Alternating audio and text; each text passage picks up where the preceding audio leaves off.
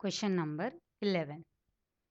Account of a school. From the following balance sheet, receipt and payment account of New English School, Barshi. Prepare income and expenditure account for the year ending 31st March 2020 and balance sheet as on that date.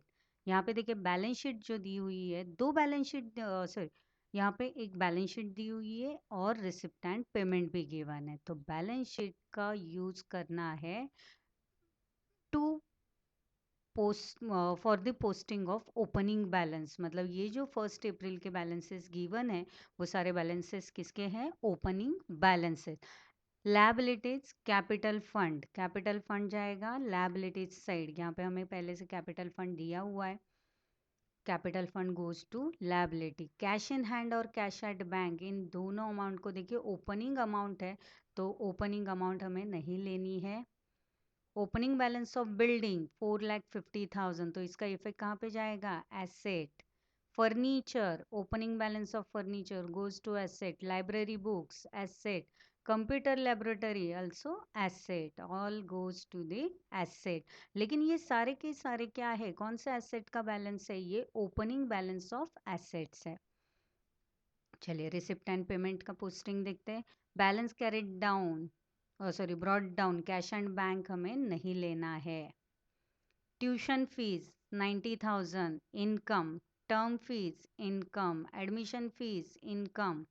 Donation capital बताया गया है, मतलब directly इसे हम क्या करेंगे? Add to capital fund. Directly आप इसे कैपिटल फंड में ऐड कर दीजिए क्योंकि यहाँ पे गिवन है कैपिटल, मतलब कैपिटल इनकम है। तो कैपिटल इनकम अगर होती है तो इसे ऐड करना है कैपिटल फंड में। Interest received income.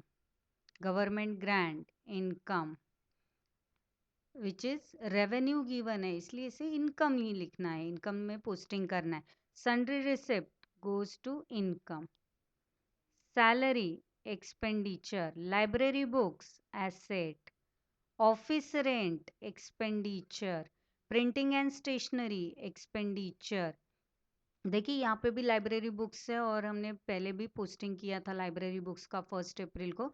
मतलब यहाँ पे जो लाइब्रेरी बुक जो 1 अप्रैल को दिया हुआ है वो है ओपनिंग, और जो रिसिप्ट एंड पेमेंट में लाइब्रेरी बुक दिया है it means newly purchase, new purchase या परचेज ड्यूरिंग द ईयर। जैसे हमने पहले वाले सम में किया था वैसे ही, तो लाइब्रेरी बुक के ऊपर एक मार्किंग आ जाएगा। नेक्स्ट है office rent expenditure. Printing and stationery is also expenditure. Sundry expenses expenditure. Insurance expenditure. Sports expenses expenditure. Annual gathering expenses is also expenditure. Furniture asset. Furniture देखिए ओपनिंग में भी है और रिसिप्ट एंड पेमेंट में भी आ रहा है, तो यहाँ पे फर्नीचर के ऊपर मार्किंग है। नेक्स्ट रिपेयर्स, रिपेयर्स एक्सपेंडिचर है। बैलेंस कैरिड डाउन और बैलेंस कैश इन हैंड और कैश एट बैंक जाएगा under asset. Next outstanding salary of ₹9,000। Outstanding salary का इफेक्ट क्या आएगा?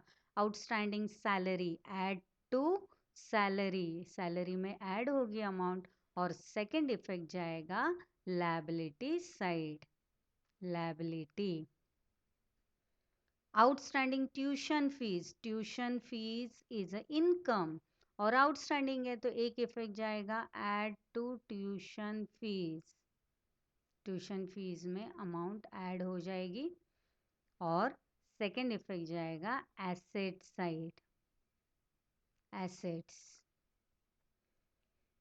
आउटस्टैंडिंग ट्यूशन फीस और सैलरी दोनों पे मार्किंग करना है, सैलरी पे भी मार्किंग आएगा और ट्यूशन फीस पे भी मार्किंग कर दो। नेक्स्ट है डेप्रिशिएट लाइब्रेरी बुक्स बाय ₹9,000। फिर से और एक मार्किंग आ रहा है, लाइब्रेरी बुक्स मार्किंग डेप्रिसिएशन का, एंड फर्नीचर ₹10,000, तो फर्नीचर के ऊपर भी मार्किंग। दो मार्किंग है फर्नीचर पे और लाइब्रेरी बुक्स पे भी दो मार्किंग है। लेकिन देखिए ये सम सॉल्व करने के बाद जो सरप्लस अमाउंट मिल रही है वो है 48,000, लेकिन एक्चुअली यहाँ पे गलत दी हुई है, यहाँ पे ये अमाउंट है 48,800। बैलेंस शीट की अमाउंट राइट दी हुई है 7,61,800, यहाँ पे 800 मिसिंग है, इसलिए यहाँ पे आप करेक्शन कर लीजिए 48,800। चलिए अभी सम सॉल्व करते हैं हम।